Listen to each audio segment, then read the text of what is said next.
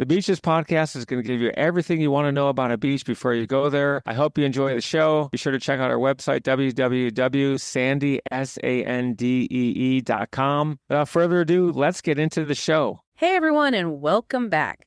You know how much we love to uncover those unexpected travel gems, right? Well, get ready to dive into a side of Japan you might not expect: beaches. Beaches in Japan. Yeah, I know. It's not exactly the first thing that springs to mind when you think of the land of the rising sun, but trust me, we're going beyond those iconic cherry blossoms and zen gardens today and uncovering those stretches of pristine sand that often fly under the radar. I'm intrigued. I've always associated Japan more with its rich cultural experiences. Tell me more. Oh, we've got some serious wanderlust fuel lined up for you today. We're talking secluded coves, volcanic beaches, even sand so unique it was used to make glass. Okay, now you've piqued my interest. Where do we even begin? Well, we have to start with Okinawa. Ah, Okinawa. It's practically synonymous with paradise, isn't it? It really is. And, there's a reason it's always in those top beach destination lists. Okinawa, see, it's not just part of Japan. It's like its own little world down there, Japan's southernmost prefecture, and it boasts this incredible subtropical climate. Right, so we're talking crystal clear, turquoise waters, vibrant coral reefs, teeming with marine life you won't find anywhere else in Japan. Exactly. But here's the thing. Have you ever heard of sand so fine and white it was used to make glass? Glass-making sand, you're kidding. Nope. Enter Shirahama Beach. It's nestled on the Wakayama Prefecture coast and boasts this incredibly unique sand. Wow. Japan truly has it all. But I have to admit, I'm picturing those classic, almost stereotypical images of tropical beaches when you mention Okinawa.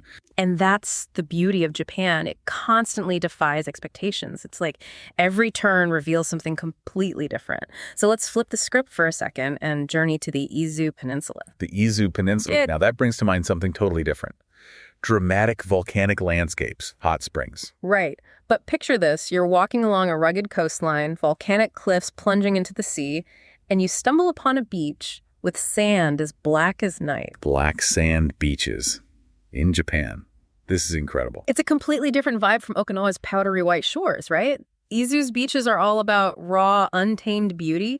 Think dramatic scenery sculpted by volcanic activity over millennia. It sounds incredible. This brings up a question. If we're looking for more than just your average beach trip, what else does Japan offer? What about activities? Oh, Japan has that covered too.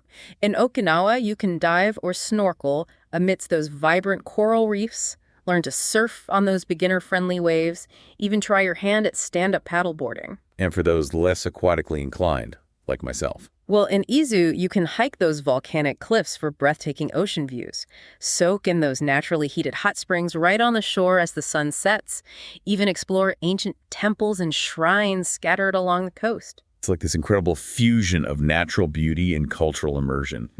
Truly unique. It's making it hard to choose which one to experience first.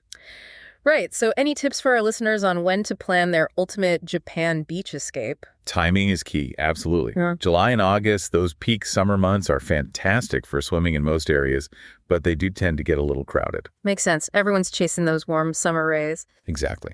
So if you're after a quieter, more off-the-beaten-path experience, consider visiting Okinawa during the shoulder seasons, maybe spring or autumn. Ah, so you still get that warm weather, but without the throngs of tourists. Smart. Precisely.